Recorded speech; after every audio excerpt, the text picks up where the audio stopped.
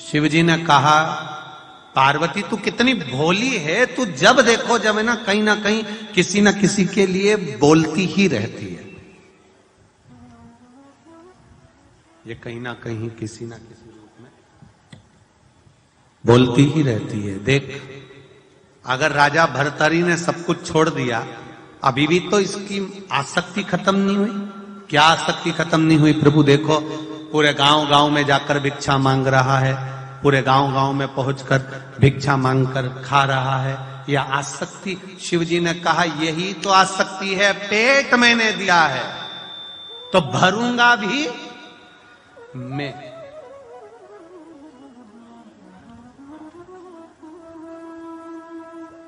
जन्म मैंने दिया है तो मां के स्तनों में दूध भी मैंने दिया है, भरूंगा।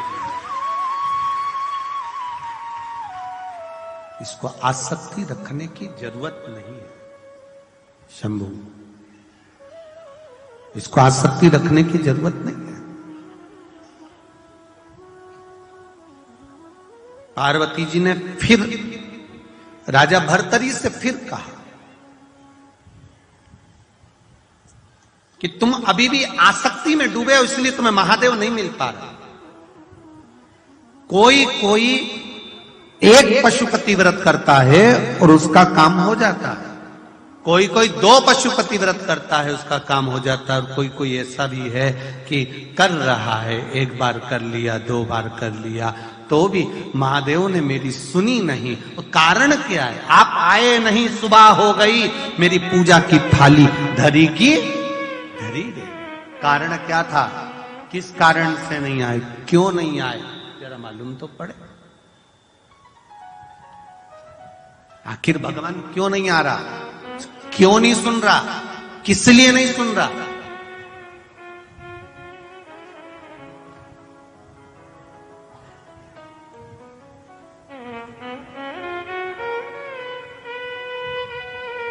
एक पत्र में लिखा है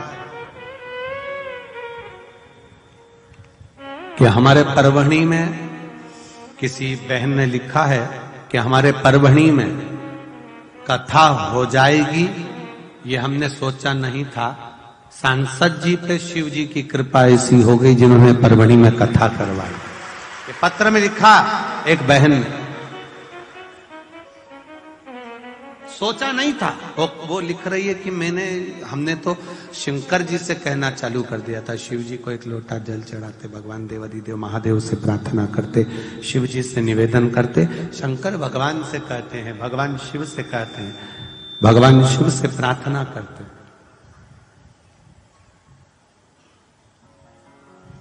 ये कृपा हुई है। अगर दिल से आपने देवादिदेव महादेव को रिझाया है, दिल से 1 लोटा जल चढ़ाया, दिल से 1 चावल का दाना चढ़ाया, दिल से 1 बेलपत्री भी अगर बाबा को समर्पित करी है तो वो दिल से देता भी है, ये निश्चित है। खाली नहीं छोड़ता, दिल से। भर्तरी,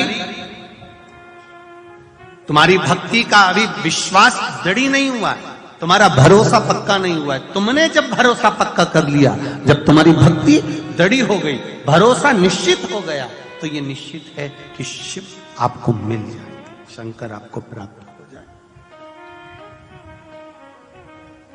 भर्तरी ने अब भिक्षा मांगना भी छोड़ दिया। अब भर्तरी ने एक काम करा, चंद्रभागा नदी के तट पर पहुंच गया राजा भर्तरी। क्यों? क्योंकि राजा भर्तरी को यह मालूम था कि सारी नदियों में एक नदी ऐसी है, चंद्रभागा, गंगा पाप धो देती है, यमुना का पान जीव को मोक्ष दे देता, नर्मदा जी का दर्शन जीव को मुक्ति प्रदान कर देता, ताप्ती का नाम जीव को मुक्ति प्रदान कर देता। पर राजा भर्तरी ने अपने गुरु से सुन रखा था, राजा भर्तरी ने गुरु गोरखनाथ के स्मरण में सुन रखा था। केवल इस मृत्यु लोक की एक नदी ऐसी है, चंद्रभागा, जो देवाधिदेव महादेव की प्रिया है, आनंद देने वाली है, हरि विठ्ठल को शिव से मिलाने वाली और शिव को हरि विठ्ठल से मिलाने वाली है। वो चंद्रभागा पूरी दुनिया की केवल एक नदी ऐसी है जो अपने तप को स्नान करने वाले को या चंद्रभागा का दर्शन करने वाले को या चंद्रभागा की रज मात्र रेत बालू रज शरीर पर लग जाए तो चंद्रभागा अपने हजारों वर्ष के तप का फल उसको दे देती है। वो केवल एक चंद्रभागा, केवल एक चंद्रभागा, इसके सिवाय दूसरी। लग गया भर्तरी को। राजा भर्तरी ने जब मन में विचार करा कि अब मुझे क्या करना है, तो कि चंद्रभागा के तट पर जाना है। चंद्रभागा के तट पर हाँ गए, तप करा, तप का बल बढ़ा। जब चंद्रभागा नदी ने अपना तप बल राजा भर्तरी को दे दिया, प्राप्त हो गया, राजा भर्तरी फिर पुनः आ गए। आने के बाद आज राजा भर्तरी तप बल के कारण आज भर्तरी ने मन बना लिया कि अब मैं ना तो खाऊंगा, न जल पीऊंगा, न पानी पीऊंगा, न भोजन करूंगा, सब कुछ त्याग दिया। जब तप का बल बढ़ जाता है, चंद्रभागा ने जब अपना तप बल राजा भर्तरी को दे दिया, राजा भर्तरी ने खाना पीना सब छोड़ दिया, सब कुछ।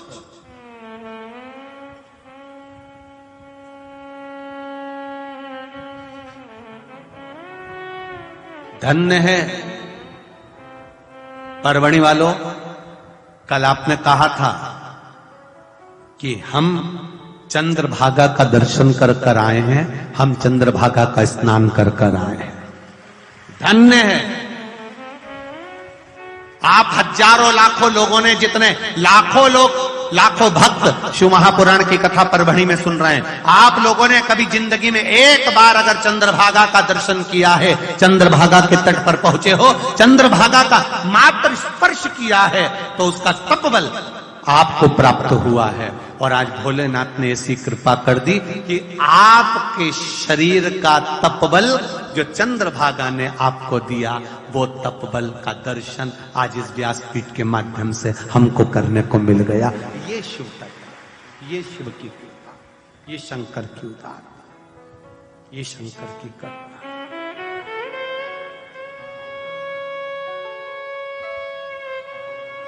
ये शिव का कृपा। भर्तरी वापिस आ गए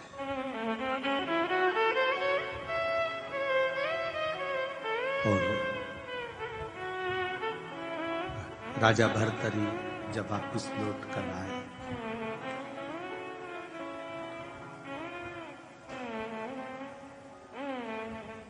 भोजन त्यागा, जल त्यागा, सब कुछ त्याग कर राजा भर्तरी अब शिव की आराधना में बैठे हो।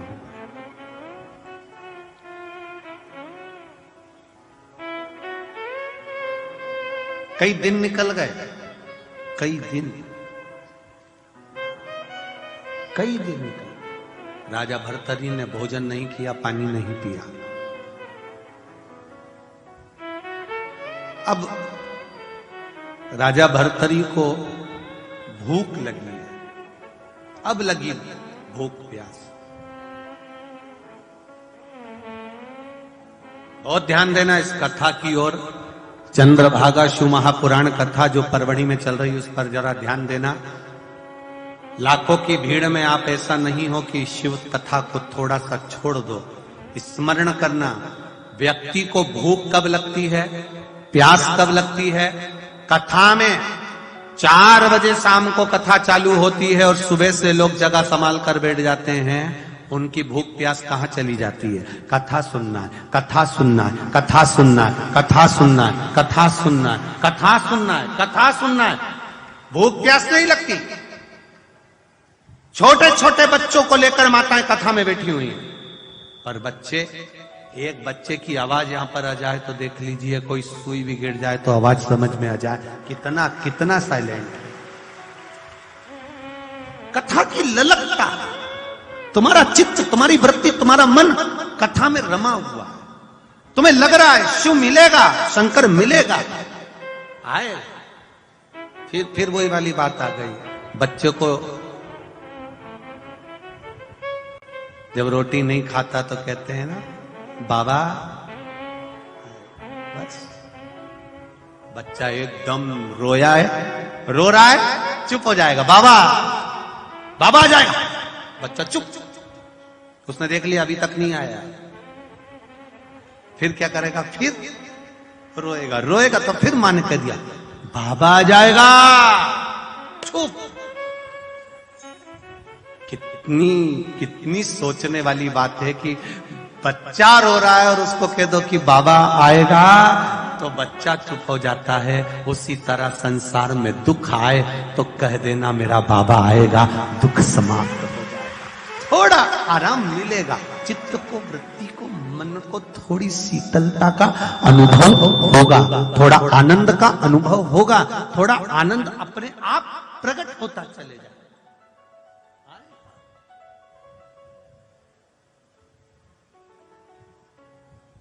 ट्रेन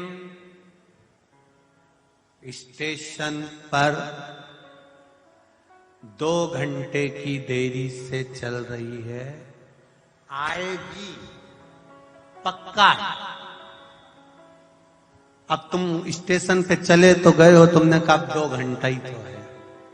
अच्छा, स्टेशन वाले भी कभी भी 2-3 घंटा लेट नहीं बताते, हर थोड़ी देर में 10 मिनट की देरी से चल रही है। 1 घंटा इन्हें ऐसे ही निकाल दिया, 10 मिनट करते करते करते करते करते करते 1 घंटा तो इन्होंने ऐसे ही निकाल दिया।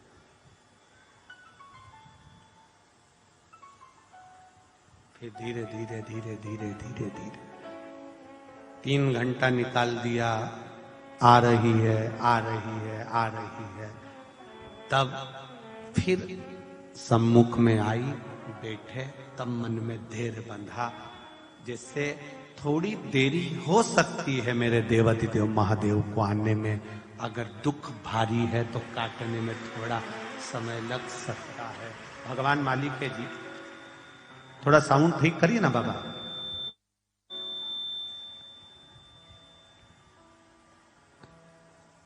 आएगा, दुख कटेगा, निश्चित है कटेगा।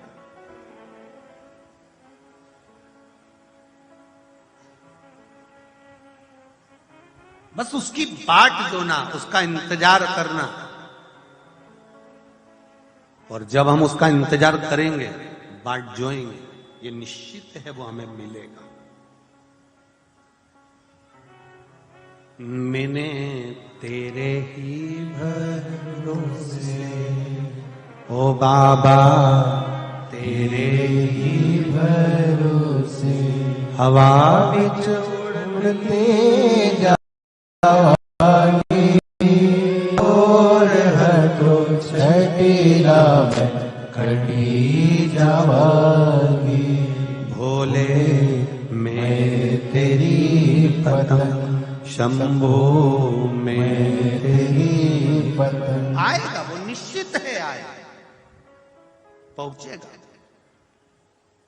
भतरी को जब तक तुम भजन में लगे हो, कीर्तन में लगे हो, स्मरण में लगे हो, तुम्हारी चित्त वृत्ति परमात्मा में लगी है, तब तक ना तुम्हें भूख लगेगी ना प्यास लगेगी। जब तुम्हारा चित्त हट गया, जब तुम्हारा मन हट गया, तब तुम्हारा ध्यान पर्स में जाएगा, खोलोगे, फिर धीरे से निकालोगे,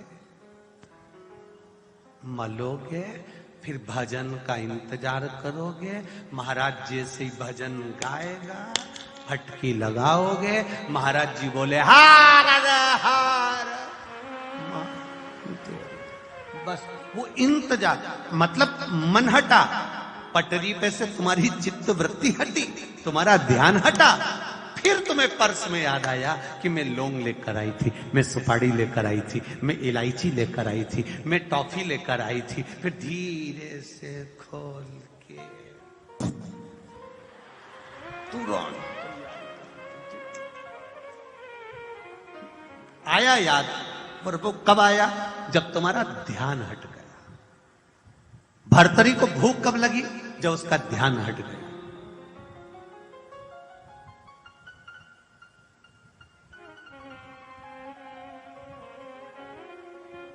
वो दिन भर भूख नहीं लगती माताओं को करवा चौथ के दिन। करवा चौथ के व्रत में दिन भर भूख नहीं लगती। भूख कब लगती है? जब चलनी लेके देखना जरा निकला,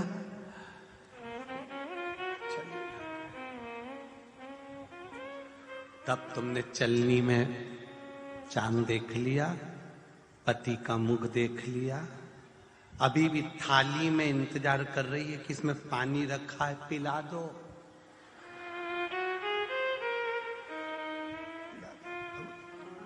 तब फिर पति का ध्यान गया कि सुबह की भूखी है, ले पानी पिला दो। तब पानी पिलाते से ही सबको प्रणाम करा। सबसे पहले नीचे आई रसोई घर में और निकुल भगवान, दिन भर से क्यों नहीं भूख लगी? दिन भर से भूख क्यों नहीं लगी? क्योंकि तुम्हारा चित्त उस चांद में लगा हुआ था। दर्शन करना है, दर्शन करना है, दर्शन करना है, दर्शन करना है, तो भूख नहीं लगी है। वो देखने की, दर्शन की ललकता थी, तो भूख नहीं लगी।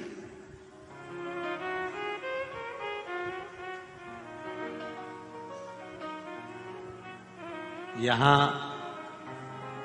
परवणी हमको पहुंचना था शाम को लगभग 7 बजे तक, ठीक है? 7 बजे तक हमें परवणी पहुंचना था। यहाँ पर पूरी गाड़ी वाड़ी से हम जब आए तो पूरी व्यवस्था, 7 बजे परवणी पहुंचना था। आदरणीय सांसद जी ने भी पूरी तैयारी 7 बजे की करके भी रखी थी, सब व्यवस्था भी थी। अब वो गाड़ी धीरे धीरे धीरे लेट होती गई, 11, 10:30, 11, 11:30, 11:45। पर ललक्का थी। हमको तो ऐसा लग रहा था कि 11-12 बजे कौन वहां रहेगा, केवल जजमान रहेंगे और हम रहेंगे भोलेनाथ के साथ। पर जब पहुंचे तो देखा कि पूरी की पूरी गली भरी पड़ी हुई थी सांसद जी की। तब आसक्ति है शिव के प्रति, आपका प्रेम, करुणा। जब तक भगवान की भक्ति में लगे हो, स्मरण में लगे हो, तब तक ना दुख सताएगा, ना भूख सताएगी, ना प्यास सताएगी। जब हम परमात्मा से दूर हो जाएंगे तो भूख भी सताएगी, प्यास भी सताएगी और दुख भी सताएगा। एक बहुत पहले व्हाट्सएप पे मैसेज आया था कि बैठना तो ड्राइवर की सीट के ठीक पीछे बैठना, ज्यादा पीछे हो जाओगे तो दचके में उचक उचक के मर जाओगे। ड्राइवर के पास में रहोगे तो दचके आएंगे जरूर, पर लगेंगे कम, धीरे लगेंगे। दूर हो जाओगे, दचके ज्यादा लगेंगे। उसी तरह भगवान के करीब में बैठे रहोगे तो दुख तो आएगा, पर तकलीफ ज्यादा नहीं आएगी, निकल जाएगा। कष्ट कटेगा, दुख कटेगा, कष्ट कट जाएगा, धीरे धीरे धीरे धीरे कट जाएगा।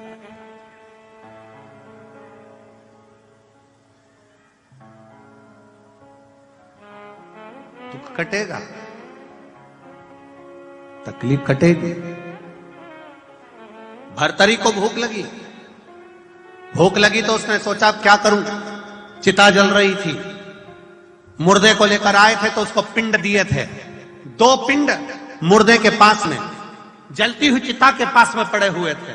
दो पिंड उठा लिए, उसको सेक रहा है, चिता के ऊपर खा रहा है, तैयारी कर रहा है। शंकर भगवान पार्वती जी के साथ फिर भ्रमण पे निकले। उन्होंने, पार्वती जी ने फिर कहा, देखा भर्तरी को, देखो प्रभु कितना भूखा है, कुछ भोजन भी नहीं किया, पानी भी नहीं पिया, कुछ 20 सालों हो गए उसको। शिव जी कह रहे हैं, अभी रुक जा तू, देख पिंड को उठाया, टिक्कड़ बनाई, चिता पर सेकी, खाने की तैयारी है। शंकर भगवान बोले, अभी भी इसकी आसक्ति गई, अभी भी इसकी आसक्ति नहीं गई। कितना तप दिया चंद्रभागा ने, कितना बल दिया चंद्रभागा ने। जब तक तप बल था तब तक ये भक्ति में डूबा रहा। तप बल जब समाप्त हुआ फिर आसक्ति में पड़ गया। कई लोग ऐसे होते हैं 15 दिन, 20 दिन, 1 महीना, 2 महीना शिव जी को जल चढ़ाते हैं बड़े ध्यान रखकर। जिस दिन आपका व्रत रहता है ना, उस दिन आपका चेहरा देखने वाला होता है। तिलक भी लगाओगे, जैसे सावन का महीना, सावन का महीना देखना, सावन के महीने में लोग तिलक भी लगाएंगे, जल भर के शिव जी के मंदिर में जाएंगे, खूब अच्छा दिखेंगे, एकदम ऐसा लगेगा इनके बराबर दुनिया में कोई भी भगत ही नहीं है। पर सावन निकलते से जब भादो आता है, जैसे भादो बरसता है, फिर इसके मुंडा से ये बरसता है, तब मालूम पड़ता है कि ये बरसाती मेंढक था। तब समझ, शंकर का भगत, शिव का उपासक, शिव की आराधना करने वाला, शंकर का भजन करने वाला, शंकर का कीर्तन करने वाला, शंकर की भक्ति में डूबने वाला। कभी बरसाती मेंढक मत बनना कि 4 दिन नजर आए मंदिर के अंदर, 5 दिन नजर आए तिलक लगाते हुए, 6 दिन नजर आए शंकर भगवान की भक्ति करते हुए, और 7वें दिन वापिस वैसे की वैसे हो गए। नहीं, शिव की भक्ति में इतने डूबते चले जाना कि शंकर भगवान को भी लगे दुख आपका हो और तकलीफ मेरे महादेव को हो, तो समझना कि शिव भक्ति का मूल हो।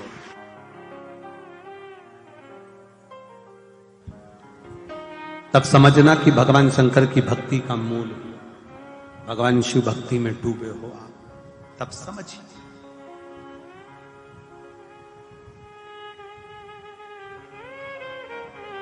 दुख तुम्हारा, तकलीफ उसको हो रही, तकलीफ उसको।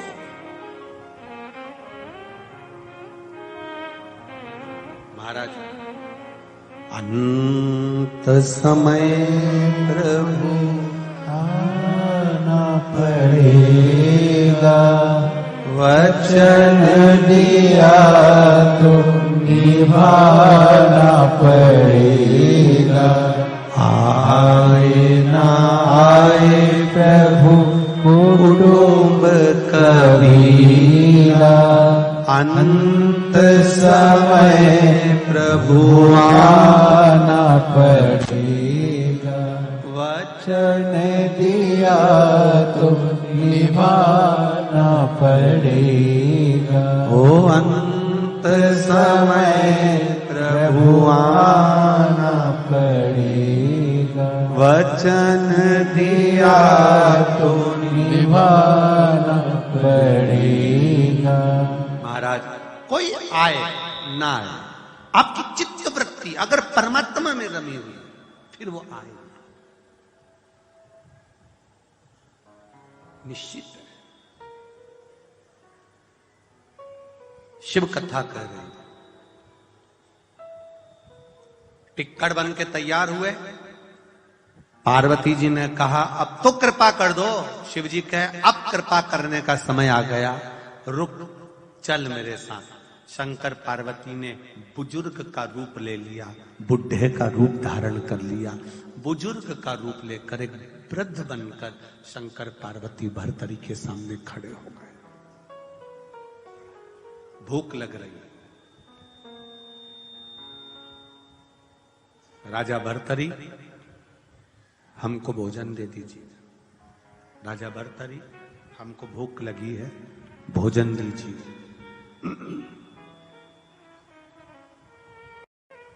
हमें भूख लग रही है राजा भर्तरी, भोजन दीजिए। राजा भर्तरी ने जो 2 रोटी 2 टिक्कड़ सेके थे, वो पिंड के आटे के, राजा भर्तरी ने वो शंकर पार्वती के सम्मुख में रख दिए।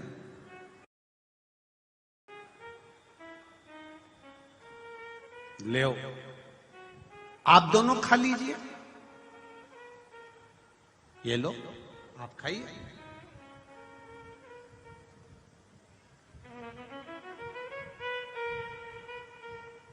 ले ये खाओ।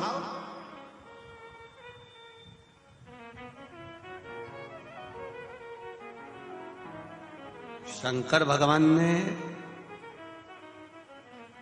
पार्वती जी को देखा और पार्वती जी ने शिव जी को देखा। देखा कितना धर्मात्मा है भर्तरी, अब तो इसकी आसक्ति खत्म हो गई ना, अब तो ये आसक्ति से परे हो गया, अब तो इसकी आसक्ति खत्म हो गई, अब तो इसकी आसक्ति समाप्त हो गई। देखा आपने? शिव जी बोले पार्वती इतनी जल्दी रिजल्ट नहीं दे सकते, अभी रुको तो सही। शंकर भगवान ने कहा भर्तरी तूने इतने दिन का भूखा है, ना तो तूने पानी पिया ना तूने भोजन किया, इतने दिन का तू भूखा है, तू अगर नहीं खाएगा तो तुझे तकलीफ हो जाएगी। राजा भर्तरी ले ये जो टिक्कड़ है ये तू खा ले। भर्तरी ले तू खा ले। भर्तरी ने शिव जी की ओर देखकर कहा जब अपना इतना बड़ा राज्य मैं त्याग सकता हूं तो 2 रोटी क्या है, आपके लिए ये 2 रोटी भी त्याग सकता हूं, आपके लिए 2 रोटी भी त्याग। शंकर भगवान ने पार्वती जी से कहा अभी भी आसक्ति खत्म नहीं हुई। अब ये कहने की जरूरत क्या थी कि मेरे चक्कर में इतना बड़ा राज्य त्याग के आया? मैंने कहा था कि तू त्याग किया। कई लोग कथा सुनने वाले कई लोग आते हैं, आकर खड़े होकर कहते हैं हमारी चैन चोरी चली गई, हमारी चैन चली गई, हमारी चैन चली गई। अब बेचारे जजमान से कहे तो जजमान के मैंने चोरी, तो मुझसे क्यों? जब वो सियोर वाला महाराज इतना गला फाड़ फाड़ के कह रहा, चिल्ला चिल्ला के कह रहा, इतना चिल्ला रहा हूं कि साउंड ही सही ना चल। जरा विचार करो है कि पहनकर मत आओ मत आओ मत आओ, तो फिर काहे पहनकर आए? किसके बल?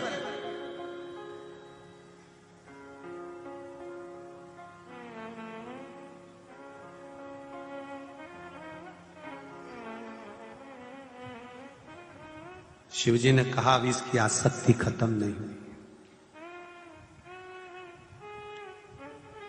इसकी आसक्ति अभी गई नहीं है, अभी इसकी आसक्ति है। और देखो पार्वती ये दिख रही है आसक्ति, कहां नजर आ रही? जब ये राजा भर्तरी अपना राजपाट छोड़ सकता है, त्याग सकता है, तो ये 2 रोटी क्यों ना त्याग सकता है? ये 2 रोटी त्याग सकता हूं। शंकर जी ने कहा अभी भी इसको राजपाट याद आ रहा है, अगर एक बार राज्य छोड़ दिया तो स्मरण में आना ही नहीं चाहिए। जब कुछ दे दिया जाता है तो उसको याद नहीं किया जाता कि ये हमारा था,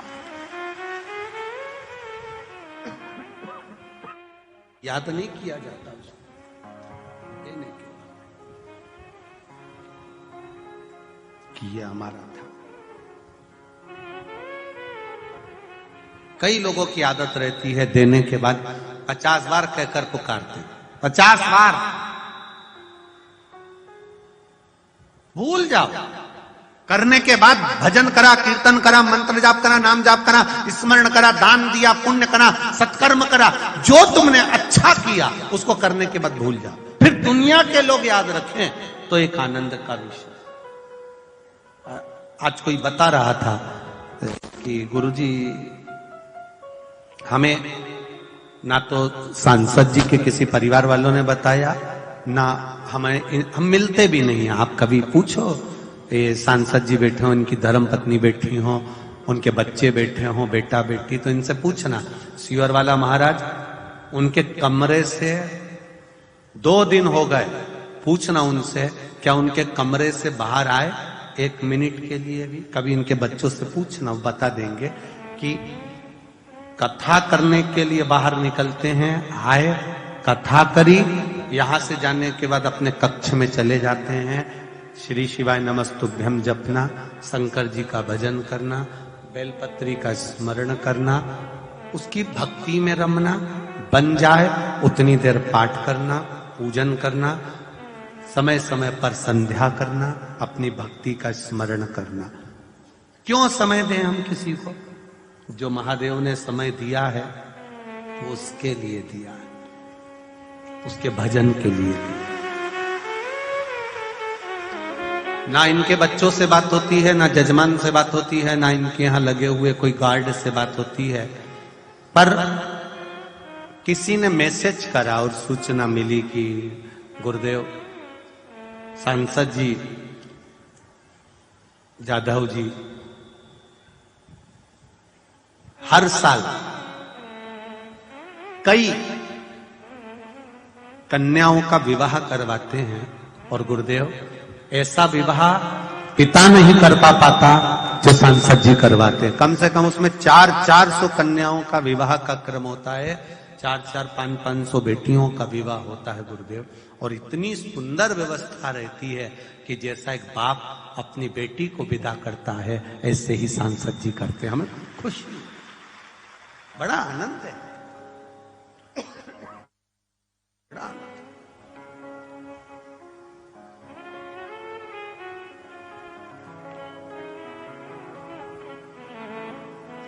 और यही एक भक्ति का बल है। राजा भर्तरी, तू कह रहा है कि मैंने राज्य त्याग दिया, दान करो, धर्म करो, पुण्य करो, सत्कर्म करो, कीर्तन करो, मंत्र जाप करो, चाहे शंकर जी के मंदिर में जाकर एक दिया लगाओ, चाहे श्री शिवाय नमस्तुभ्यम बोलो, कितनी बार बोले हो, कितनी माला करी, कितना स्मरण करा, ये कहने की जरूरत नहीं है, क्योंकि अपने पुण्य को थोड़ा छुपा कर चलोगे तो वो बढ़ जाता है, पुण्य को अगर बताकर चलोगे तो वो घट जाता है। पुण्य थोड़ा छुपा कर चलना चाहिए, पुण्य को छुपा कर चलना।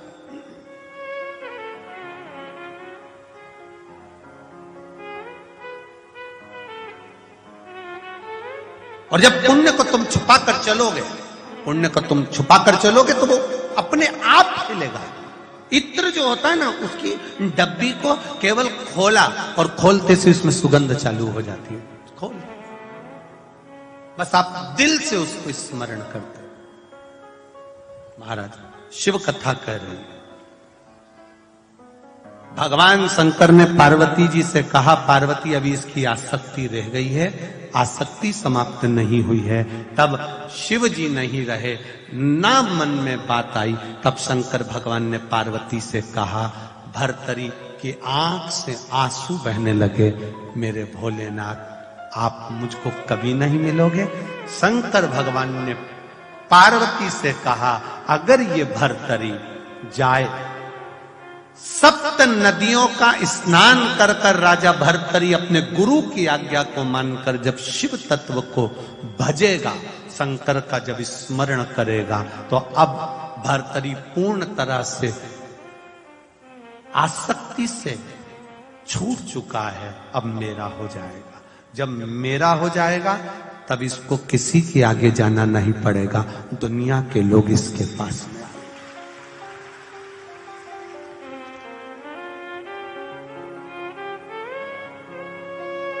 मकर संक्रांति है, कब करेगा? कल खिचड़ी बनाते हो? अरे जम के तो बोलो, सब बनाते हो? कभी मालूम है कि खिचड़ी क्यों बनाई जाती है मकर संक्रांति?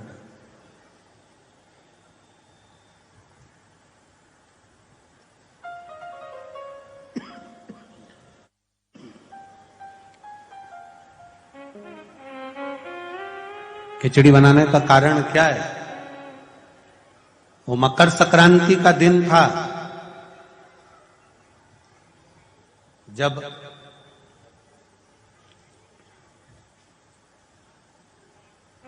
सनातन धर्म पर आंच आकर खड़ी हो गई थी और सनातन धर्म को नीचे गिराने वाले लग गए थे। चारों तरफ आक्रमण कर दिया था। तब सैनिक भी नहीं थे। तब गुरु गोरखनाथ जी ने अपने सारे शिष्यों को कह दिया था कि चिमटा उठाओ और चल पड़ो युद्ध के लिए। तो सारे साधु, संत, सन्यासी, तपस्वी, साधक, उपासक जितने थे वो सब युद्ध करने के लिए आ गए। जब युद्ध में ऐसा युद्ध चालू हुआ, ऐसा युद्ध चालू हुआ, ऐसा युद्ध चालू हुआ कि खिलजी अपनी सेना को लेकर पीछे हटने लगा, फिर आक्रमण कर दिया। गोरखनाथ जी ने देखा कि अब आक्रमण हो गया, अब क्या करें? अब उनकी सेना में सबको खाने के लिए अच्छा मिल रहा था, पीने के लिए अच्छा मिल रहा था। तंदुरुस्त होकर फिर सामने आकर खड़े हो जाते थे। मकर संक्रांति का दिन गुरु गोरखनाथ जी को मालूम पड़ा आज भोजन में तुम्हारे संतों के पास कुछ भी नहीं है, कुछ भी नहीं, और भोजन में कुछ भी नहीं, और ये बाकी की सेना जो सामने वाली है उसके पास में तो इतना बल है, खाते हैं और एनर्जी आ जाती है, बल आ जाता है। गोरखनाथ जी ने कहा चिंता मत करो, उत्तरायण सूर्य है, मकर राशि का प्रवेश है, मैं भी ऐसा अमृत तैयार करता हूं कि मेरी सेना को जब मैं खिलाऊंगा तो विजय कर कर आएगी। और गुरु गोरखनाथ जी ने सबसे पहली खिचड़ी मेरे गुरु गोरखनाथ ने अपने सारे संतों के लिए, भगवंतों के लिए गुरु गोरखनाथ ने तैयार करी और कहा खिला दो खिचड़ी और करो आक्रमण। खिचड़ी खाकर मकर संक्रांति के दिन जब आक्रमण किया गया तो पूरी सेना को तहस नहस कर कर ये सनातन धर्म फिर बच गया। ये सनातन धर्म की रक्षा ये खिचड़ी प्रसाद। आज भी मकर संक्रांति के दिन खिचड़ी का महत्व है महाराज।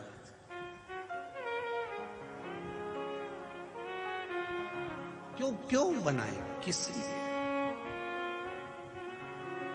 क्यों मकर संक्रांति के दिन वो उड़ाते हो? और जम के तो बोलो। हमारे सनातन धर्म में, हिंदू धर्म में एक दिन दिया गया है पतंग उड़ाने के लिए। एक दिन दे दिया, ये पतंग उड़ा लो, उड़ाओ, काटो। सनातन धर्म में एक दिन दिया गया कि एक दिन उड़ाओ, मना नहीं है, एक दिन काटो, मना नहीं है, पर बाकी के दिन किसी भी बहन बेटी की कोई फालतू बात मत उड़ाना और किसी की जिंदगी मत काटना। ये हमारा सनातन धर्म है। किसी बेटी का संबंध आया, किसी बेटी का रिश्ता आया, किसी के लड़के का संबंध आया, किसी के लड़के का रिश्ता आया, और कोई तुम्हारे पास में फोन लगाया, साहब वो भैरू सिंह जी की बेटी कैसी है, और तुमने उड़ाना चालू कर दिया। अरे ऐसा ना ना, शिव महापुराण की कथा कहती है साल में एक दिन हमारे सनातन धर्म में दिया जाता है, उड़ाओ और काटो। केवल एक दिन उड़ाना और एक दिन काटना, बाकी के दिन किसी बहन बेटी की मत उड़ाना, किसी व्यक्ति की मत उड़ाना, किसी की ठिठोली मत उड़ाना, किसी की हंसी मत उड़ाना और किसी पर उंगली मत उठाना और ना किसी की जिंदगी को काटने का सोचना। शिव तुम्हारे साथ रहेगा। उड़ाओ, मना नहीं, मना नहीं। एक दिन दिया गया वो भगवान की भक्ति के लिए। शिव कथा कर रही, भगवान शंकर का संवाद कर रहा है। ब्रह्मदेव के मन में यह विश्वास जागृत नहीं हो पा रहा था कि भगवान शंकर ही भगवान के पिता हैं। जब एक पर्वत का घर्षण किया गया, मंथन किया गया, तब शिवलिंग प्रकट हुआ। शिवलिंग में से ब्रह्मा जी को ज्ञान उपदेश दिया। तब ब्रह्मा जी ने सृष्टि क्रम आगे बढ़ाया और सृष्टि के आगे बढ़ाने में फिर जो आगे वर्णन आया है, दक्ष की धर्म पत्नी है प्रसूति, जिनके घर में माता सती का जन्म होता है। सती के जन्म लेने पर माता सती शिव की भक्ति में डूब जाती हैं, शंकर की स्मरण में डूब जाती हैं, शिव तत्व में डूब जाती हैं। इतना डूबती हैं, इतना डूबती हैं कि शंकर पति के रूप में मिल जाते हैं।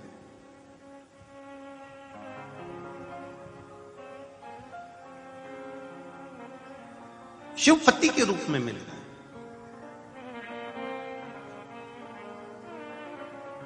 दक्ष प्रजापति ने सती को पाने के लिए कितना तप करा था कि मेरे घर में एक बेटी का जन्म और हो जाए। 60 लड़कियां जन्म लेने के बाद एक लड़की दक्ष प्रजापति ने फिर मांगी है भगवान से कि एक बेटी का जन्म और हो जाए।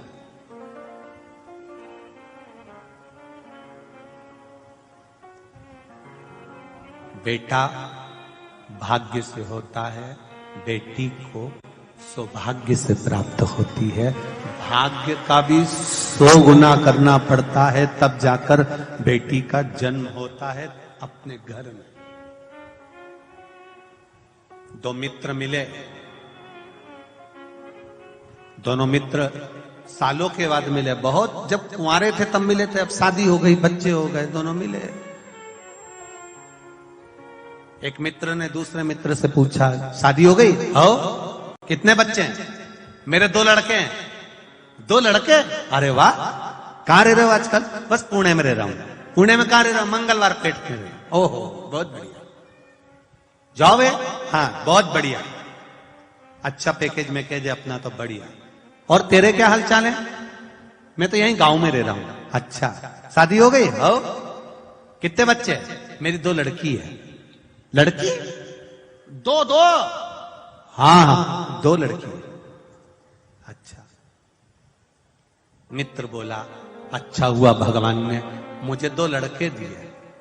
लड़की का कितना ध्यान रखना पड़ता है, कहां जा रही, क्या कर रही, पढ़ाई कर रही, नहीं कर रही, स्कूल जाओ, छोड़ने जाओ, कॉलेज जाओ, ये करो वो करो, लड़की का कितना ध्यान रखना पड़ता है। अच्छा हुआ भगवान ने मुझे 2 लड़के दिए, लड़की नहीं दी।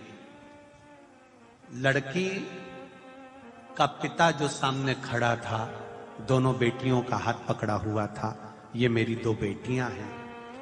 आंख से आंसू नीचे गिरा तो बड़ी लड़की ने अपने पापा की आंख के आंसू को देख लिया।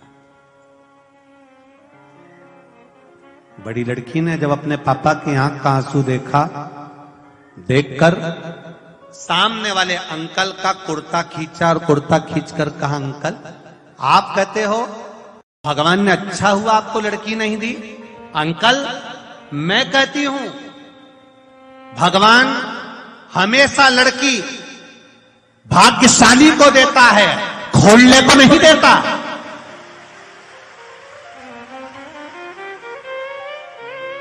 जो कभी अपनी बहन बेटी को एक साड़ी नहीं दे, घर में ननंद आ जाए तो भाभियों का मुंह भगोना हो जाए, ऐसी भाभियों को भगवान लड़की भी नहीं देता। कि जब ये ननंद को एक साड़ी नहीं दे रही है तो अपनी लड़की को क्या खाक देगी? भगवान नहीं देता। भगवान कभी खोलने को बेटी नहीं देता, भगवान भाग्यशाली को बेटियां देता है। भाग्यशाली। ठेला चलाने वाला, सब्जी बेचने वाला, कबाड़ा बेचने वाला, उसके घर में 3-3, 4-4 लड़कियों का जन्म हो जाता है। बोलो सही है कि गलत है? और सेठ से सेठ पैसे वाले के घर में एक लड़की हो जाए तो मुंह उतर जाता है, भेरू का मुंह उतर जाता है। और गरीब के घर में 3-3 4-4 लड़की हो जाती है, आंख में आंसू नहीं आता, आंसू नहीं आता गरीब के। किसान, खेती करने वाला, कबाड़ा बेचने वाला, सब्जी बेचने वाला, दूध का ठेला लगाने वाला, अखबार बेचने वाला, सामान बेचने वाला, कभी नहीं रोता बेटी के जन्म पर। बेटी के जन्म पर हमेशा पैसे वाला ही रोता है, क्या होगा क्या होगा क्या होगा, सोच सोच के मरे जाता है, क्या होगा। और उसके घर में 3-3 4-4 लड़कियों ने जन्म ले लिया, नहीं रोता, क्योंकि उसको मालूम है उस महादेव ने दिया है तो संभालेगा भी वही और ब्याह भी वही करेगा, उसको टेंशन नहीं है। रोते हो तुम।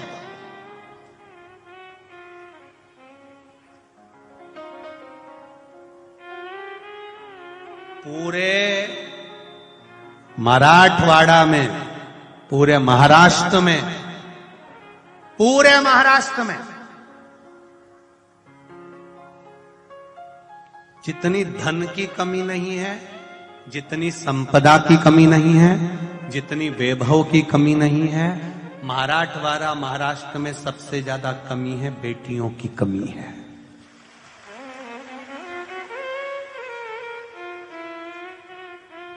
सबको छोरा चाहिए, छोरा,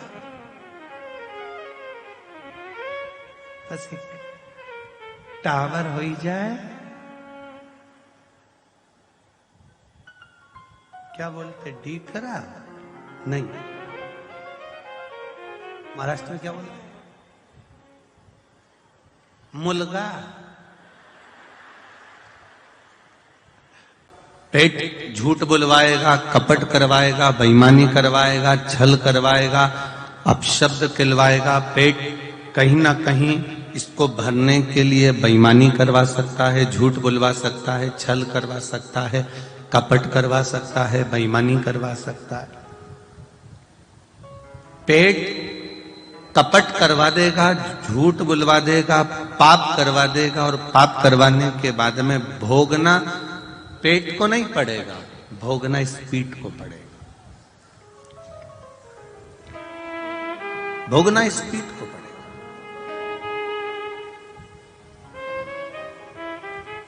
मत पूरे कर्म कर बंदे वरना पछताएगा, भगवान की आंखों से तू बच नहीं पाएगा, तू बच नहीं पाएगा।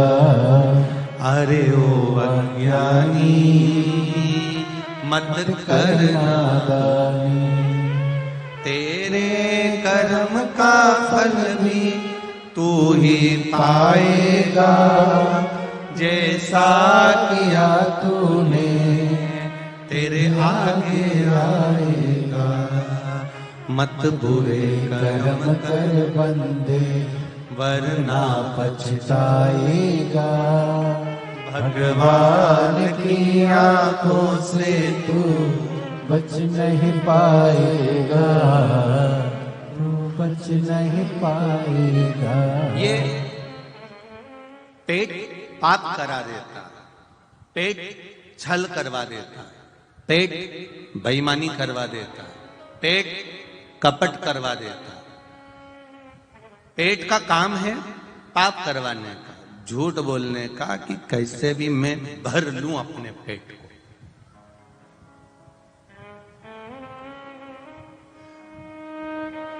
पर भोगना पीठ को है, भोगेगी पीठ।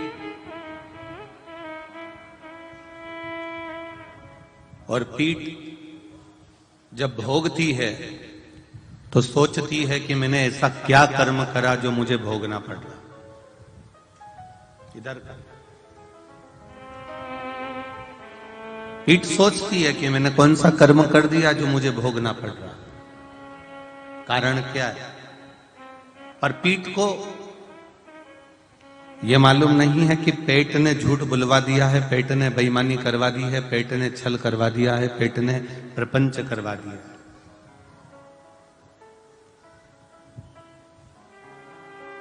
भगवान शिव की कथा कहती है, भगवान शंकर का संवाद कहता है, शिव महापुराण की कथा कहती है कि पेट देने वाले ने पेट दिया है, उसको भरने के लिए भी उसने साधन बनाए हैं, और वो साधन उसने जो बनाए हैं वो जनमानस के कल्याण के लिए बनाए, संपूर्ण विश्व के कल्याण के।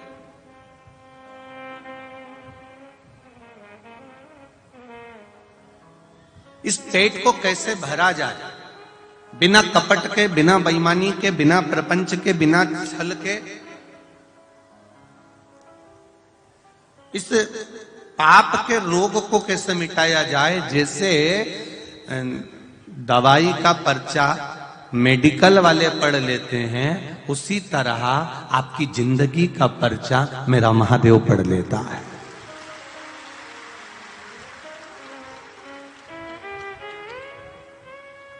मेडिकल वाले को मालूम है कि दवाई में क्या लिखा हुआ है, क्या चीज है इसमें, क्या इसमें लिखा गया है, क्या चीज का वर्णन आया है, तो दवाई वाला तुरंत दवाई निकाल कर दे देता है कि ये दवाई में ये चीज ले लो और इस चीज से इसका आराम लग जाए।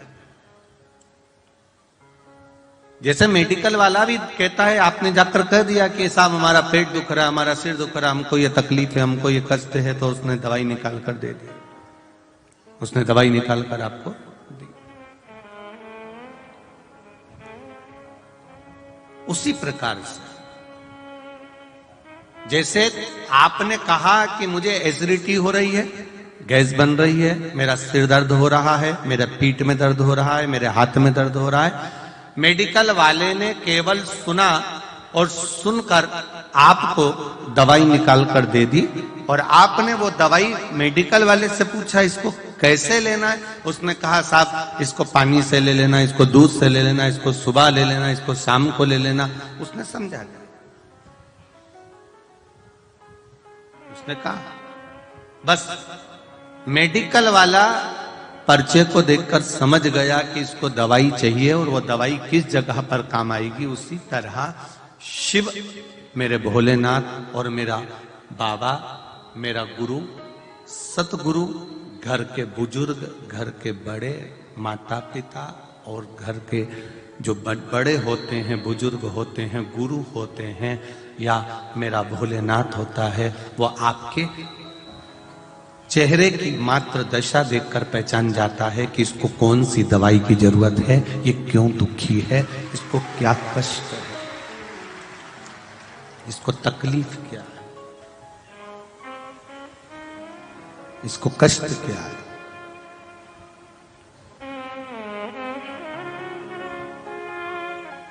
क्यों जाएं हम शिव मंदिर में?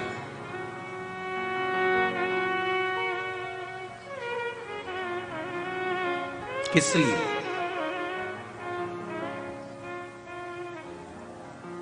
कारण क्या है?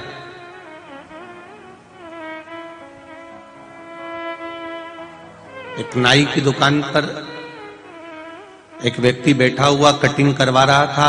नाई बोला जा रहा, पहले राजनीति पर आया, फिर धर्म नीति पर आया, फिर वापस राजनीति पर आया। फिर उसने कहा दुनिया के लोगों में तो अक्ल नहीं है, बिल्कुल भी जबरदस्ती के शिव मंदिर जाने में लगे हुए हैं, महाराज के चक्कर में पड़े हुए हैं, काय को टाइम बर्बाद कर रहे हैं यहां 2-2, 3-3 घंटे तक बैठकर। उसने कहा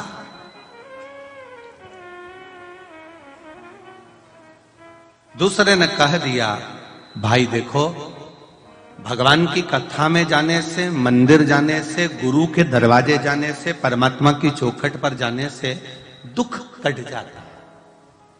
इसलिए दुनिया के लोग कथा में, सत्संग में, भजन में, कीर्तन में, मंत्र जाप में आते।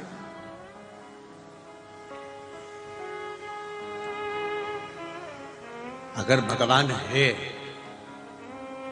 नाई फिर बोला, अगर भगवान है तो फिर जब वो घर में पड़ा हुआ है तभी क्यों नहीं दुख काट देता? दुकान पर बैठा हुआ है तो दुख क्यों नहीं काट देता? कथा में जाएगा तभी दुख कटेगा, सत्संग में पहुंचेगा तभी दुख कटेगा, कीर्तन में पहुंचेगा तभी दुख कटेगा, भगवत नाम में पहुंचेगा, मंदिर पहुंचेगा तभी दुख कटेगा। तो जो व्यक्ति दाढ़ी कटिंग बनवा रहा था वो थोड़ी देर तक खड़ा रहा। खड़े रहने के बाद उसने एक पागल से व्यक्ति को देखा जो सामने से निकल कर जा रहा था। नाई से कहा, भैया उसके बाल बड़े बड़े हो रहे हैं, तुम उसके बाल काट दो। नाई कहता है, मैं ऐसे बाल नहीं काट सकता। वो मेरे पास में आएगा, दुकान पर आकर कहेगा कि तुम बाल काटो, तो मैं बाल काटूंगा। मैं उसके पीछे जा जाकर बाल नहीं काटूंगा, मैं उसके पीछे जा जाकर उसकी कटिंग नहीं करूंगा, मैं उसके पास में जाकर कटिंग नहीं करूंगा। वो मेरी दुकान पर आएगा और मुझसे कहेगा कि बाल काटो, तो मैं बाल काटूंगा। उस व्यक्ति ने कहा, बस परमात्मा भी ऐसा ही है, मेरा भोलेनाथ भी ऐसा ही है। वो भी कहता है, दुनिया के लोग कहते हैं दुकान पर बैठे रहेंगे और दुख कट जाएगा, घर पर बैठे रहेंगे और दुख कट जाएगा, कहीं बैठे रहेंगे और दुख कट जाएगा। तो वो दुख कटने वाला नहीं है। वो दुख जब कटेगा जब हम भोलेनाथ जी की शरण में, विठ्ठल की शरण में, हरि विठ्ठल की शरण में, स्वामी समर्थ की शरण में, जब सदगुरु की शरण में जाएंगे तो गुरु उस दुख को काट देगा, ये निश्चित है। वो दुख कटने लगेगा। मैंने तेरे ही भरोसे, ओ बाबा तेरे ही भरोसे, हवा विच उड़ती जावांगी, बाबा डोर तो छड़ीला में कटी जावांगी। भोले मैं तेरी पतन, शंभो मैं तेरी पतन, हवा विच उड़ती जावांगी, बाबा डोर तो छड़ीला में कटी जावांगी। बाबा से निवेदन करिए, काटेगा दुख। तेरे मंदिर में आना मेरा काम है और मेरी बिगड़ी बनाना। हम चले जाएं उसकी चौखट, हम चले जाएं उसके दरवाजे पर, फिर वो दुख काटे ना काटे ये उसके ऊपर है, ये उसके ऊपर। शिव कथा कह रहे हैं,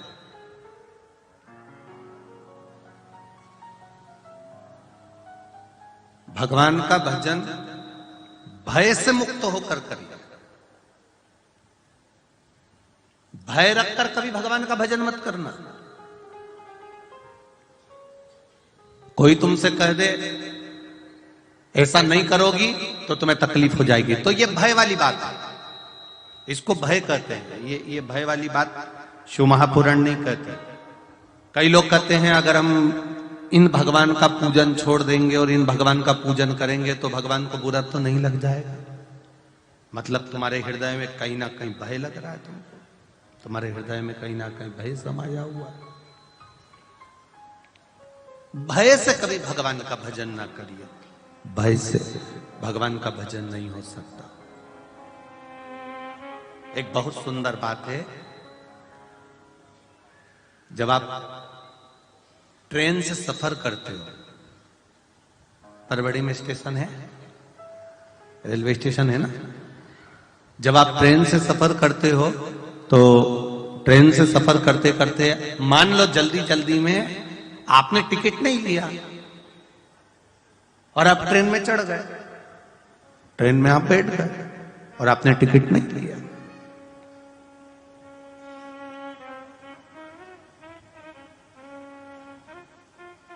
और एक व्यक्ति वो होता है जिसने टिकट लिया और ट्रेन में चढ़ गए। अब दोनों को देखना, जिसने टिकट नहीं लिया ना, हर थोड़ी देर में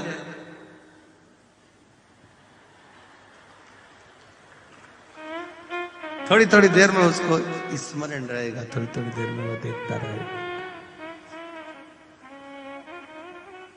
और एक व्यक्ति जिसने टिकट लिया है, पांव पसार के बैठा हुआ है, कोई चिंता नहीं, और जिसने नहीं लिया,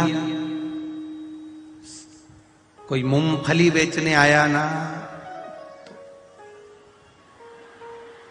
तो क्योंकि टिकट नहीं लिया ना, इसीलिए तकलीफ है। अगर वो टिकट लेके बैठ जाता ना तो इतना उसको घबराना पड़ता क्या? नहीं।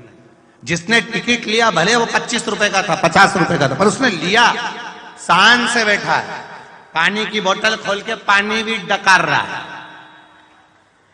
4 पराठे लेके गया था, वो भी खा गया, बिस्कुट भी खा गया, बेफिक्र, क्योंकि टिकट लेके बैठा हुआ।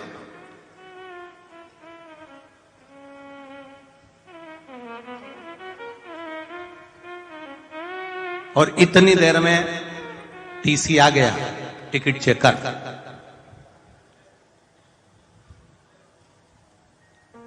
जिसके पास टिकट था उसके पास पहुंचा, लाओ टिकट दिखाओ, ये लो। वो तो आराम से मूंगफली खा रही है, देख ले तू ही, देख। उसने साइन करा, बैठे लो, उसने कुछ नहीं बोला, बस केवल एक कलम हिलाई, चल दिया। अब इसके पास पहुंचा, टिकट सर। जल्दी थी, बहुत जल्दी में था, भीड़ बहुत थी, ट्रेन आ गई थी, मैं टिकट नहीं ले पाया। सब सच बोला तो भी टीसी, चल 500 रुपए निकाल दे। वहां से चला था, वहां से जहां से ट्रेन चली वहां से लेकर जहां जा रहा है वहां तक का पूरा टिकट का पैसा उसने ले लिया। केवल 25 रुपए का टिकट था और 500 रुपए देना पड़ गए। केवल 10 रुपए का टिकट था और 84 रुपए देना पड़ गए, केवल एक टिकट के चक्कर में। अगर वो 10 रुपए का टिकट ले लेता तो 84 रुपए का टिकट उसको नहीं भुगतना पड़ता। उसी तरह ये शिव महापुराण की कथा और ये एक लोटा जल है, ये जल नहीं, ये तुम्हारा टिकट है। जिसने ले लिया वो आनंद से रह रहा।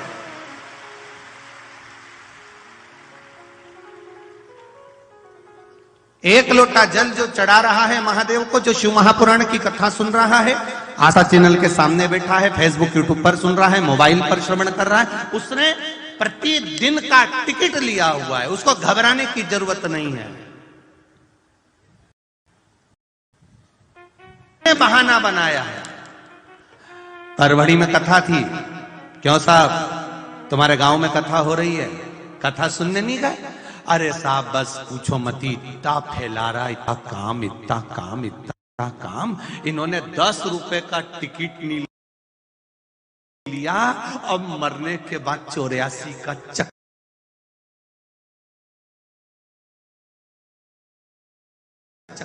काट 84 के चक्कर में पड़े हुए।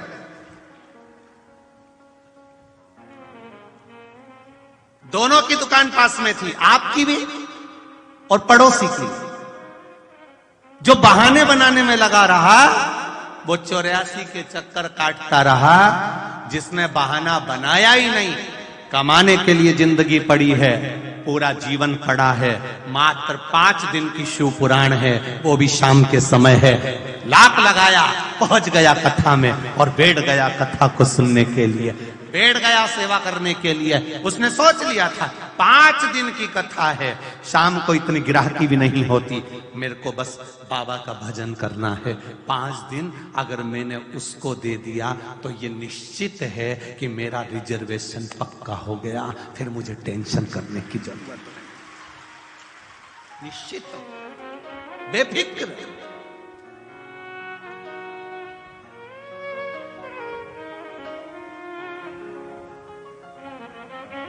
बेफिक्रता। राजा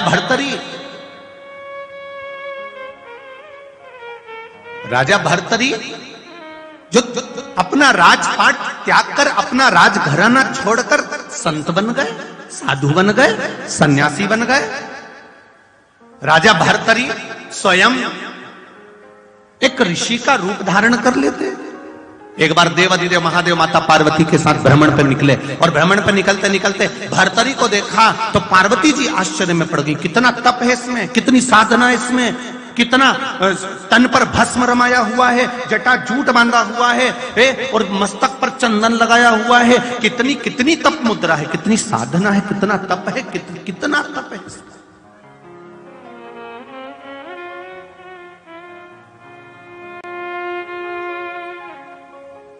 इसके बराबर दुनिया में कोई तप नहीं कर सकता। देवाधिदेव महादेव पार्वती जी के शब्द सुने तो पार्वती जी के शब्द सुनकर महादेव को हंसी आ गई, मुस्कुरा दी।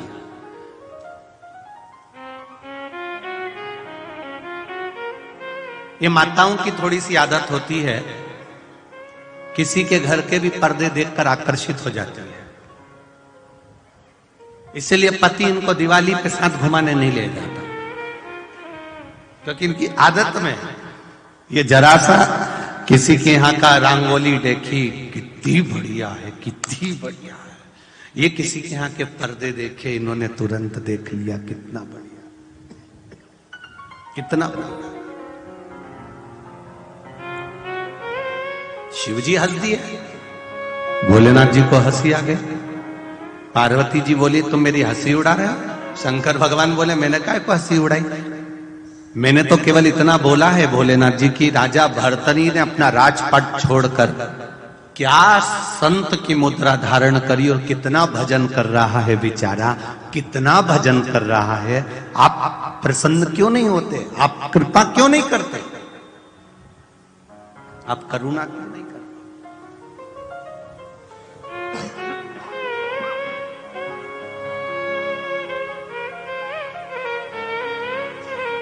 आप थोड़ी कृपा करिए ना इस पर, आप थोड़ी करुणा करिए ना इस पर। भोलेनाथ जी बोले भर्तरी की अभी थोड़े से समय की तपस्या तुम्हें तपस्या लग रही है। पार्वती जी बोली उसने पूरा घर छोड़ दिया, पूरा राजसी ठाट छोड़ दिया, अपना पूरा सुख छोड़ दिया और यहां आके बैठा है। शंकर भगवान बोले सब कुछ छोड़ दिया पर आसक्ति नहीं छोड़ी इसने आसक्ति नहीं छोड़ी। पार्वती जी बोली कौन सी आसक्ति नहीं छोड़ी। पास में एक तकिया रखा है सोने के लिए, एक पात्र रखा है पानी पीने के लिए, एक पंखा रखा है गर्मी लगे तो।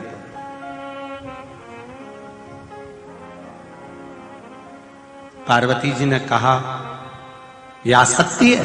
शिव जी बोले हाँ, जब इसने सब कुछ छोड़ दिया तो पंखे को काय को रख रखा।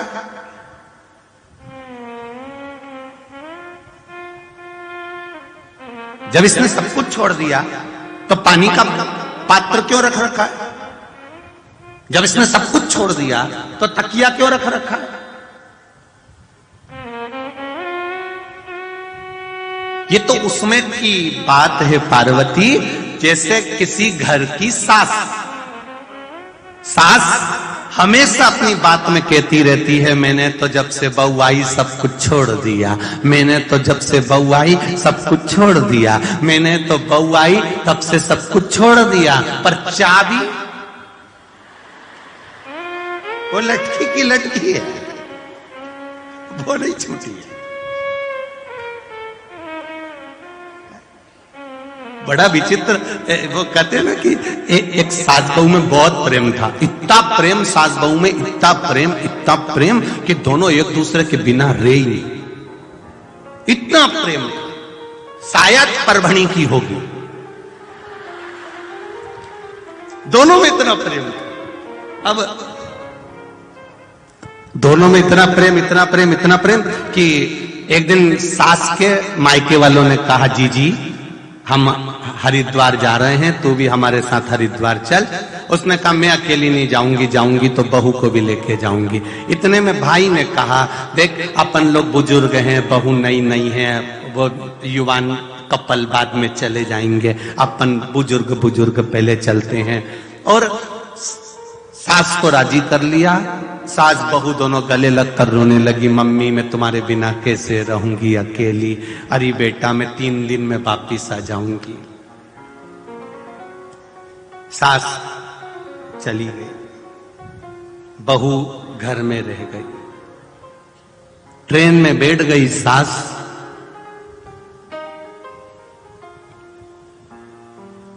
और ट्रेन में बैठकर सास थोड़ी आगे निकली तो उसको याद आया कि मेरी अलमारी की चाबी तो लगी की लगी रह गई। अब पूरी ट्रेन में इसको बेचैनी रह गई, पूरी ट्रेन। जब इतना प्रेम था तो फिर चाबी का टेंशन क्यों था? चाबी का टेंशन क्यों? दूसरे दिन बहू मन में विचार करी, मेरी सास हरिद्वार पहुंच गई होगी, गंगा नहा रही होगी, मैं भी कितनी पापन कि मैं हरिद्वार नहीं जा सकी, गंगा नहीं नहा सकी। तब बहू ने एक भगोने में पानी लिया, बड़े बर्तन में पानी भरा, 2 ढक्कन उसमें गंगा जल डाल दिया और डाल के उसी भगोने में बैठ गई। बैठ के पानी डालने लगी। अब सास गंगा नहा रही थी और गंगा में नहाते नहाते सास की हाथ की अंगूठी ढीली थी, वो डालते ही गंगा में ऐसा ऐसा कर रही थी तो वह हाथ की अंगूठी गंगा जी में चली गई। अब एक तो चाबी का टेंशन, ऊपर से वो जम के तो बोला अंगूठी का टेंशन। अब 2 टेंशन हो गए। अब गंगा नहाने में मन नहीं लगे उसका। और बहू गंगा नहाते नहाते बोली, मेरी सास जिस हरिद्वार के घाट पर नहा रही है गंगा मैया, वही घाट पर मैं भी नहा रही हूं, तू कृपा करना गंगा मैया। सास की अंगूठी इसके भगोने में आ गई, इसके भगोने, तो सास की अंगूठी। इसने देखा ये तो मेरी सासू के हाथ में रहती थी और यहां आ गई, बड़ा आश्चर्य। अब सास घर आई, सबसे पहले चाबी देखी, लगी थी।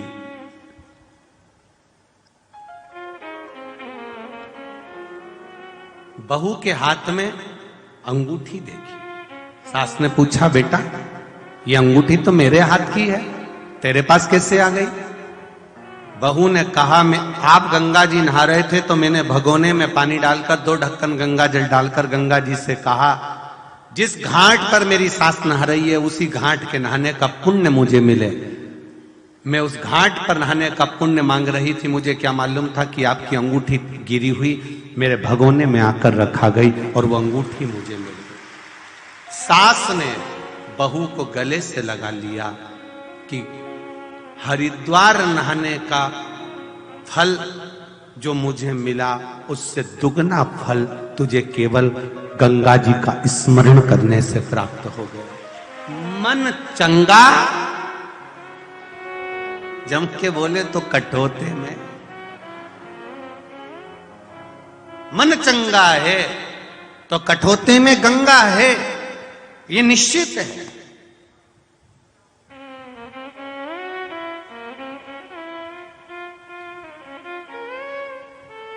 थोड़े में बहुत मिल गया। 7 दिन की कथा की जगह 5 दिन की कथा मिली आदरणीय सांसद जी को, पर वो कठोते में गंगा है। अब जो नहा लिया वो नहा लिया, जो आनंद पा लिया वो पा लिया, जो गया वो गया, रह गया।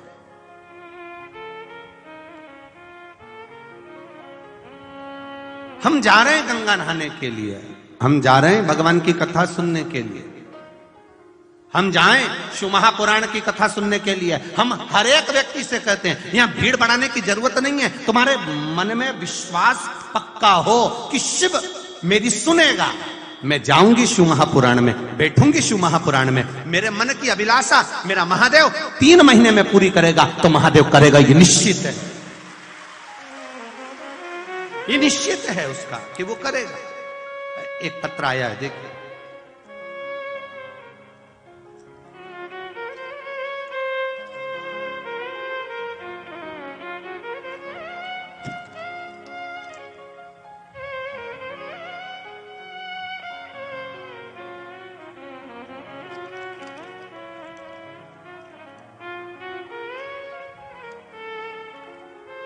मीठी वाली चिरौंजी के दाने से श्री शिवाय नमस्तुभ्यम लिखा है। खा लूं? अब इसको लिखा है तो फिर इसको करना क्या है? बाद में निकाल के। मेरा नाम कलावती अंबलगे में महाराष्ट्र जिला बीड़ अंबाजोगाई की रहने वाली हूं। कहीं बैठी हो तो हाथ हिलाइएगा, आप ही दोनों हाथ दो एक बार। श्री शिवाय नमस्तुभ्यम। भोले की कृपा का क्या बखान करूं गुरुदेव। मेरे भाई का बेटा 4 साल से सरकारी नौकरी की तैयारी कर रहा था, लेकिन हर बार 1 या 2 नंबर से रह जाता था। एक दिन टीवी के सामने बैठकर मैं और मेरे पति दोनों मालेगांव की 6ठे दिन की कथा सुन रहे थे।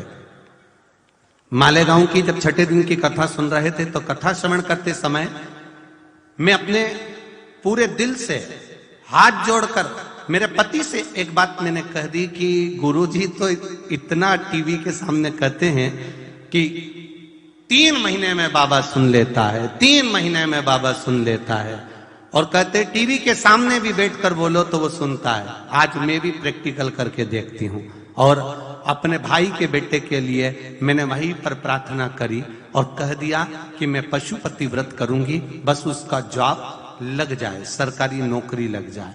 बस 1 दिन की कथा पूर्ण हुई, 7वां दिन पूर्ण हुआ। उसके बाद मैंने पशुपति व्रत करना प्रारंभ करा। पहला सोमवार पूरा हुआ और उसका फोन आ गया कि मेरा सरकारी जॉब लग गया। ये शिव है, ये शंकर। खुश? बैठिए। श्री शिवाय नमस्ते। शिव तत्व होता ही ऐसा। भगवान शंकर की करो, आप क्या देगा वो? आपका विश्वास। अगर हम कहते हैं भीड़ बढ़ाने की जरूरत नहीं, आप तो अगर कथा में आए हो, शिव महापुराण की कथा में पहुंचे हो, तो तुम्हारा विश्वास दृढ़ हो तो कथा में जाकर बैठो तो सुनो। और अगर कथा में जाकर बैठकर अगर आपने कथा का रसतत्व ग्रहण कर लिया तो जीवन की सार्थकता अपने आप प्राप्त हो अपने आप।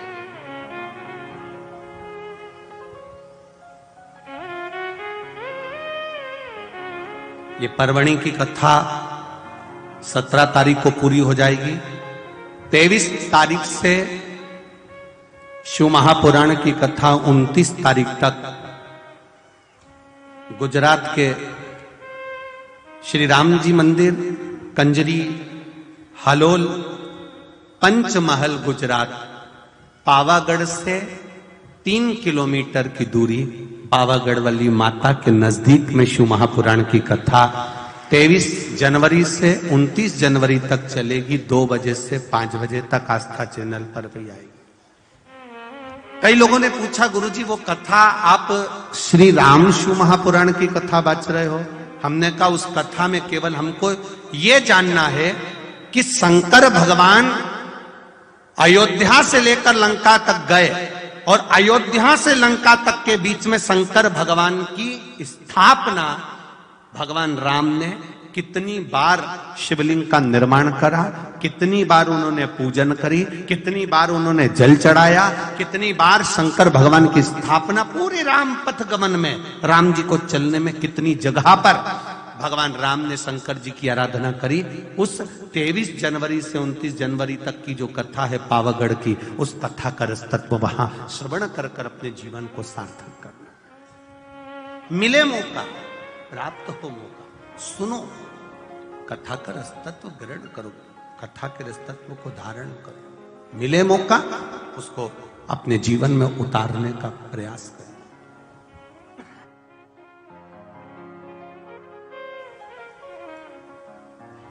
उसको अपने जीवन में उतारिए।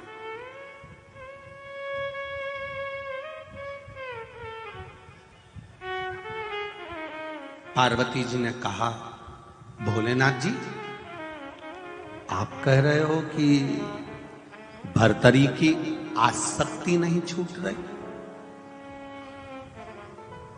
अगर आसक्ति छूटती तो यह पंखा क्यों रखता? आसक्ति छूटती तो यह पानी पीने का बर्तन क्यों रखता? आसक्ति छूटती तो यह तकिया क्यों रखता? मतलब आसक्ति नहीं छूटी है। नहीं।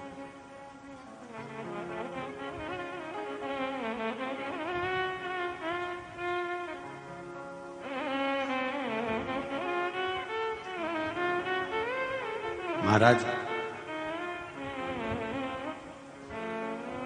हाथ की भाग्य की लकीरें इस हाथ की मुट्ठी में हो सकती है।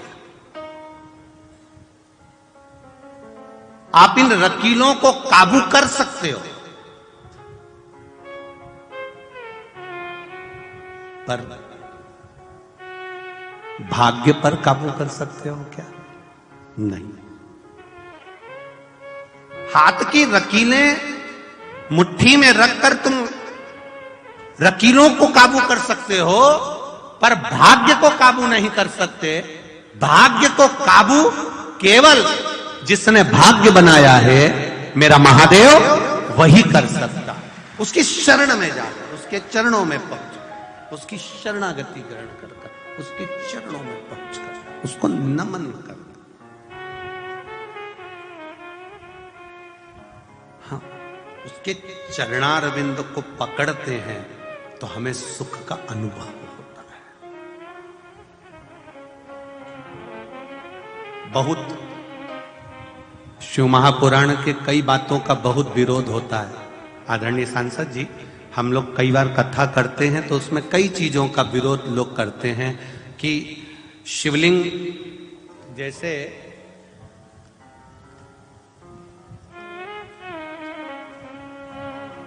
मान लो कि ये शिवलिंग है, ये जलाधारी है, यहां से पानी नीचे गिर रहा। अब पहले लोग यहां जल चढ़ा देते थे और अपने घर चले जाते थे। बोलो सही है कि गलत है? अब लोगों को यह मालूम पड़ गया कि यहां गणेश जी महाराज हैं, षडानंद कार्तिकेय जी हैं बीच में, बोलो बोलो जम के, अशोक सुंदरी है, पार्वती जी का हस्त कमल है, ऊपर से जो जल गिर रहा है वो जया, विषहरा, शामली बारी, दौतली, देव, शंकर जी की 5 लड़कियां हैं। अब लोगों को ये ज्ञात हो गया, तो अब जितने भी लोग जल चढ़ाने जाते हैं, अगर कोई कामना से जल चढ़ाता है तो यहां चढ़ाया, यहां चढ़ाया, यहां चढ़ाया, यहां चढ़ाया, फिर शिव जी पर चढ़ा दिया। जब आते हैं तो दोनों हाथों से शिव जी के ये गणेश जी कार्तिकेय की जो जगह है, अशोक सुंदरी की जो जगह है, उसको छू कर आते हैं। बोलो सही है कि गलत है? अब कई लोगों ने इसका भी कहा कि बताओ, शिव जी का स्पर्श करना चाहिए, शंकर जी का स्पर्श करना चाहिए, शंकर जी को जल चढ़ाना चाहिए, शंकर जी का भजन करना चाहिए। महाराज जी ने तो चरण बता दिए हैं कि यहां स्पर्श कर लो।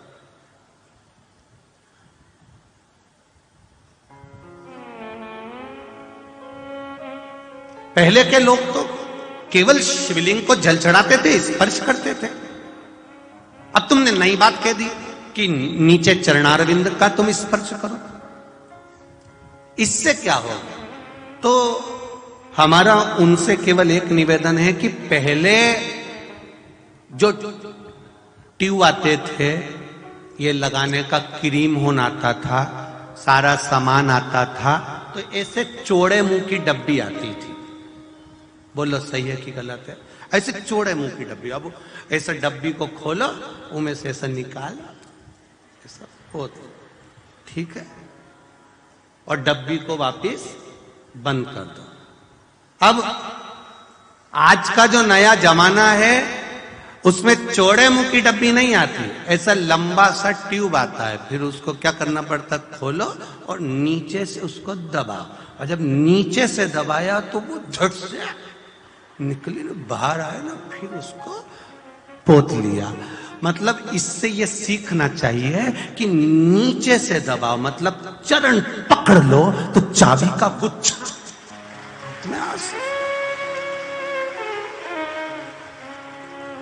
अब लोग पहले के जमाने की बात आज तक लेके बैठे हैं, ये सब सास का गला पकड़ के बैठे, ससुर का भी गला पकड़ के बैठे। शिव पुराण कह रही है चरण दबाओ, दबाओगे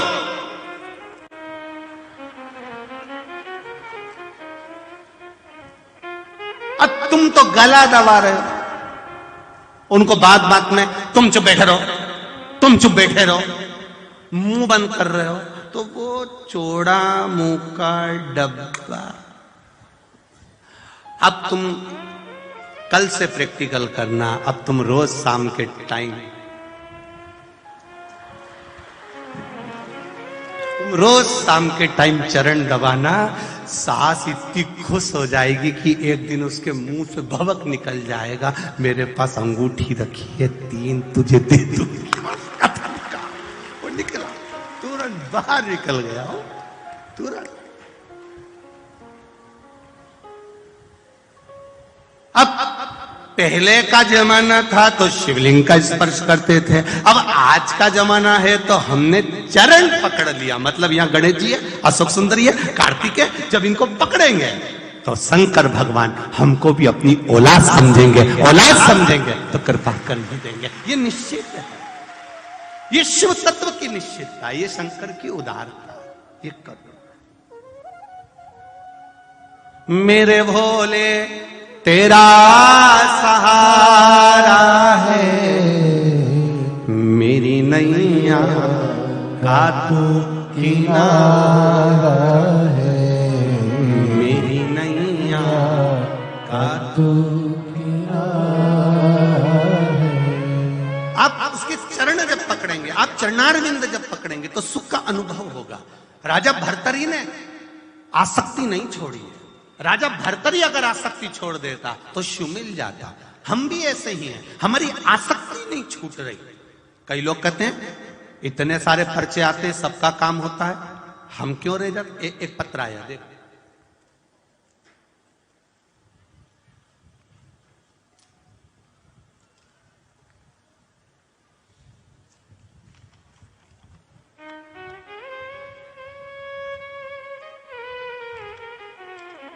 मेरा नाम शिवनंदा संदीप कातकड़े है, मैं महाराष्ट्र के बीड़ जिले की अंबाजोगाई से आई हूं। कहीं बैठे हो तो हाथ हिलाइएगा, कहीं बैठी हो तो हाथ हिलाइएगा, जहां कहीं भी बैठे हो।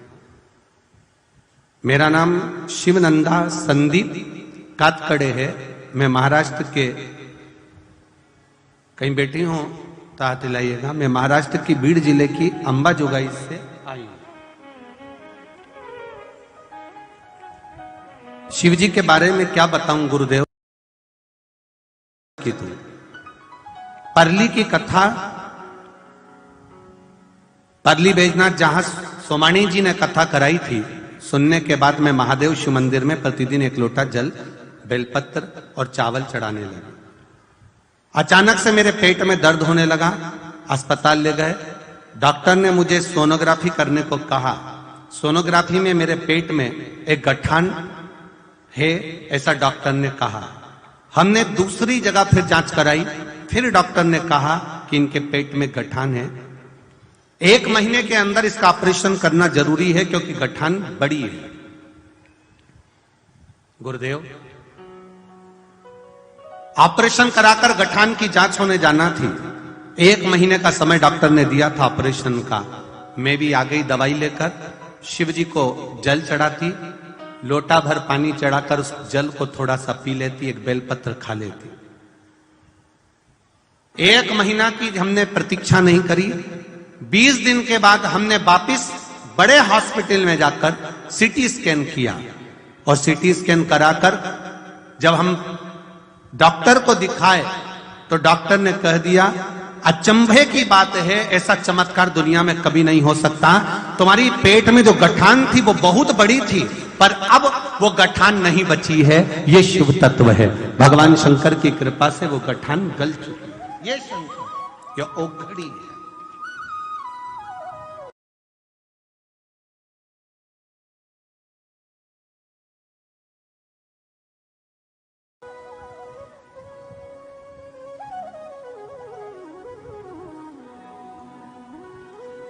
हम जाते हैं शिव मंदिर, हम जाते हैं शंकर भगवान के मंदिर।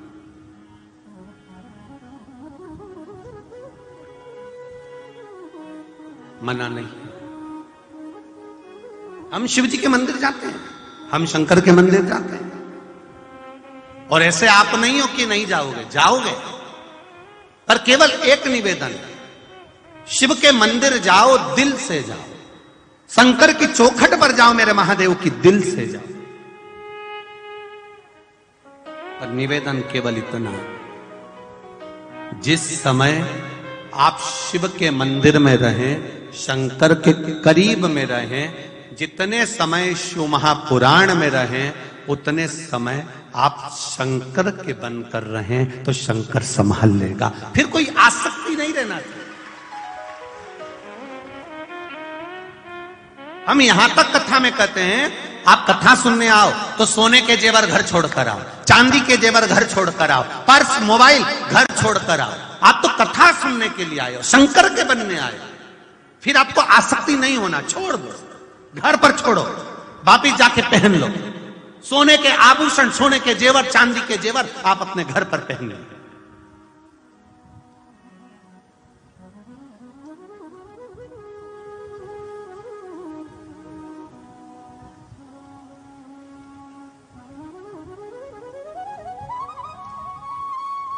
महाराज, दुकान पर बैठकर धन कमाने की सोचना, पर कथा में बैठकर भजन कमाने की सोचना कि शिव कैसे मिले,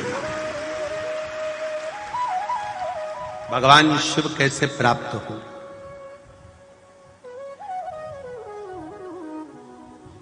बहुत कृपा करी है मेरे महादेव ने, ये जो 2 डिपार्टमेंट अच्छे दिए हैं, ये दोनों कंपनी बहुत जोरदार है।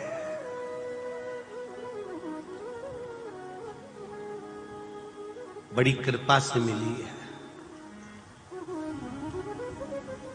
कई लोग इसका भी पूछे। एक बार हैदराबाद हम कथा करने जा रहे थे, शमशेरगंज गौशाला में कथा थी, बहुत पहले की बात है। नागपुर से गाड़ी जा रही थी, तो नागपुर से कुछ पढ़े लिखे लड़के गाड़ी में चढ़ गए, कुछ बेटियां चढ़ गई। उस समय हम लोग युवावस्था के अंतर्गत धोती वोती पहने, तो छोरियां भी हंसी, छोरे भी हंसे।